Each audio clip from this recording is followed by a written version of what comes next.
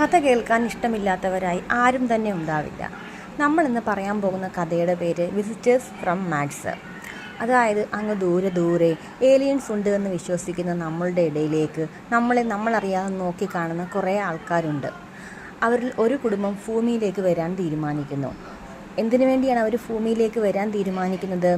മനുഷ്യരെക്കുറിച്ചും ഭൂമിയിലെ സംസ്കാരത്തെക്കുറിച്ചും അറിയാനും പുതിയ സുഹൃത്തുക്കളെ കണ്ടെത്താനും വേണ്ടിയാണ് അവർ ഭൂമിയിലേക്ക് വരാൻ തീരുമാനിക്കുന്നത്.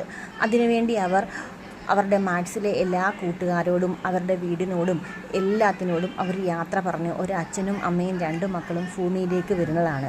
അവരെവിടെയാണ് വന്നിറങ്ങുന്നത്? നമ്മുടെ ഭൂമിയിലെ ഒരു ശാന്തമായ കാട്ടിലിറങ്ങുന്നു. അവരുടെ വിചിത്രമായ രൂപം ചില മൃഗങ്ങളെ ഭീതിപ്പെടുത്തിക്കുന്നു. പക്ഷേ അവരുടെ ഇടയിൽ നിന്നും ഒരു കൊച്ചുകുട്ടി അവരെ നോക്കി ചിരിക്കുന്നു. ആ മനുഷ്യക്കുട്ടിക്ക് ഇവരെ വളരെയധികം ഇഷ്ടപ്പെടുകയും ചെയ്യുന്നു.